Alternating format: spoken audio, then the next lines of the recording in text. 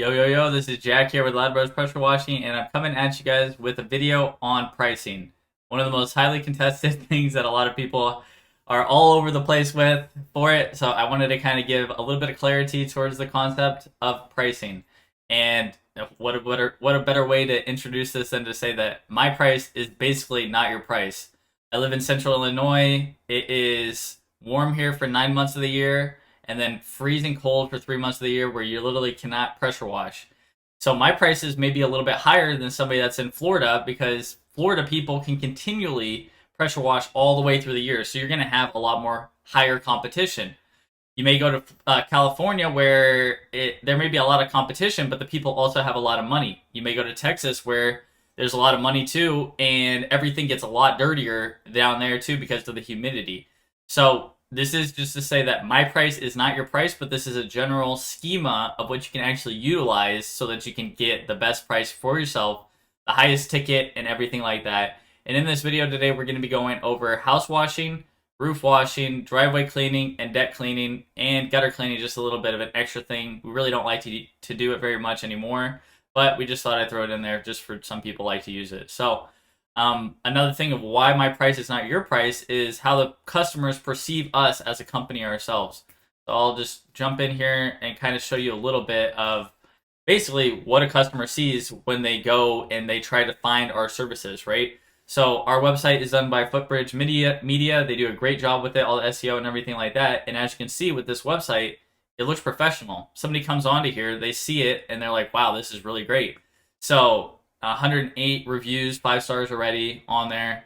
All the services that we have, all of the copy on here is very useful for the customers, written in a conversational tone that is very beneficial towards them as well, and also kind of guides them towards the decisions already. So one thing that you could say from that is it's important that you have a good perception as well. Sometimes, or in the past, I didn't have the greatest perception. I was rolling around in a 1998 Dodge Durango, and I still am at the moment. And you'll soon enough see that we're upgrading it and doing more and more and more with it. But how your customers perceive you automatically is going to kind of dictate how it happens. And that happens on the phone. That happens on your website. That happens with the reviews that they see of you. That happens when you're actually in person on the estimate. There's a lot of different things that will then impact it. And basically, what ends up becoming the thing of how you can actually get a certain price and get the estimates and everything done is basically the confidence that you can confer towards that person that you're going to do a great job at it and answering all the questions and things and concerns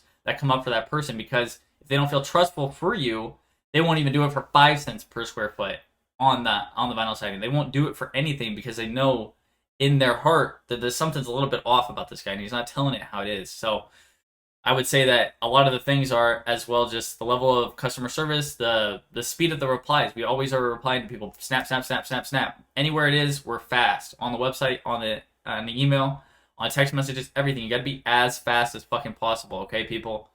And as well, look the part. That is something that I would say that is going to get you more higher prices, but at the same time, you don't necessarily have to be so glitz, so glam out the get go. I would recommend it, but it's not necessary.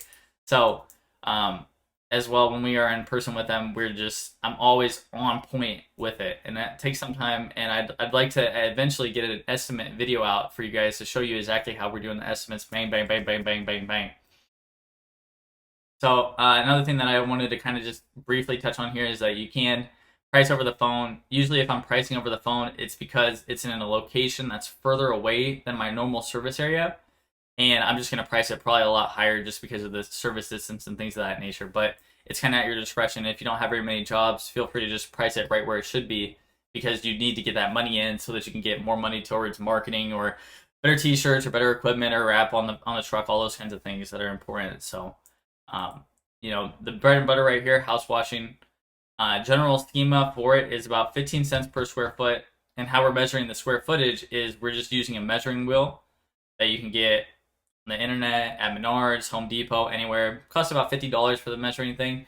You just roll it across the ground right there, and then you just get all the square footage for whatever the house is.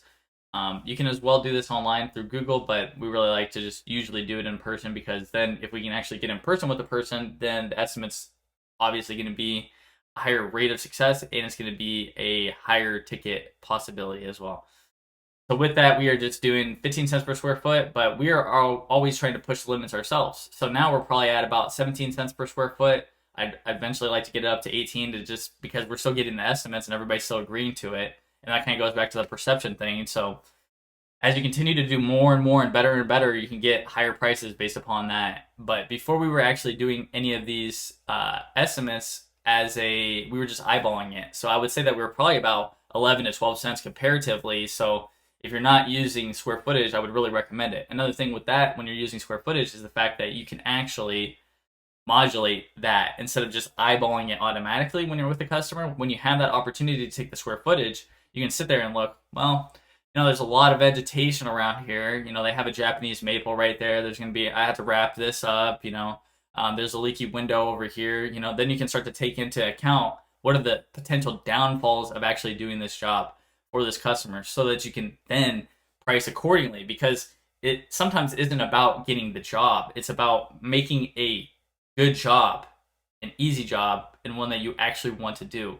So sometimes it's not about just always get them all. Sometimes it's about eventually going to the level of knowing that sometimes it's not worth it to be doing these jobs, especially at the low price, especially when you actually have employees that are also on the job too as well. So there's that. And then we got the roof washing here. So about 30 cents per square foot, and even higher depending upon the hazards possible for it. So basically like what I was talking about with the house washing, if you can't stand on it and the ladder access isn't very easy for actually doing the job, so you're spraying so far away, well, then you have a lot of overspray that's going to occur. So you have another guy that's actually going to be on the ground spraying the plants while you're consistently doing that, or is it just going to be you? And then you're going to have to cycle back and forth, and then that makes the job harder. But then it also increases your liability with the plants as well. So if you literally are a solo operator, which I'd hope that you eventually try to get at least another guy that helps you out with the job, so that you can kind of start to do more of the stuff that actually makes you money.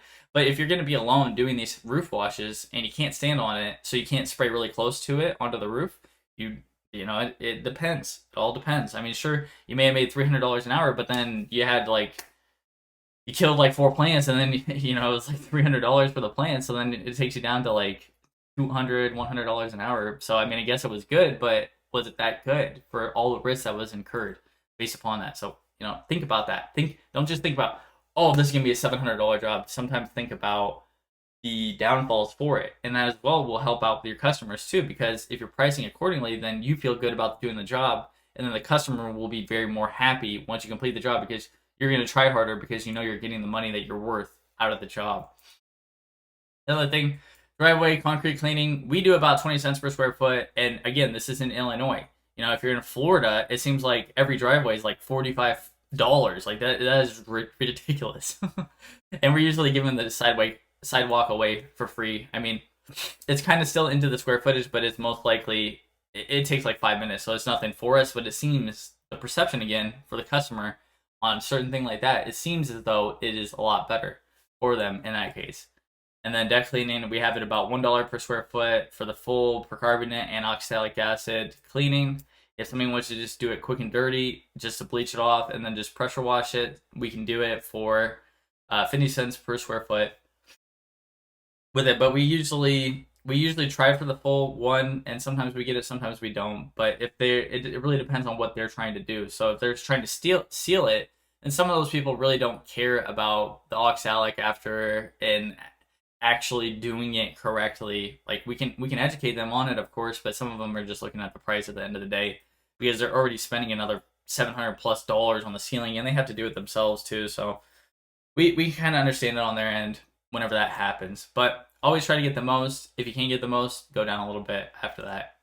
And then you have gutter cleaning as well, $1 per square foot on the ground. And again, I said I add this in, and it's $175 per square foot, or per linear foot on the second story.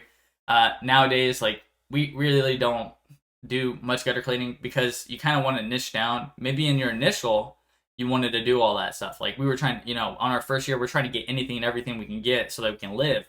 But eventually the idea is that you can eventually get to a point where you're charging the most that you can, and you don't necessarily have to work as much, but you're making even more money because of how much you're actually charging. So that's another angle of it as well. And that's about it. I hope you guys liked it. If you need any information, again, I'd like to put the full estimate video together for you guys. Be sure to like, subscribe. We're coming with more heat all the time. And peace out. See you guys soon.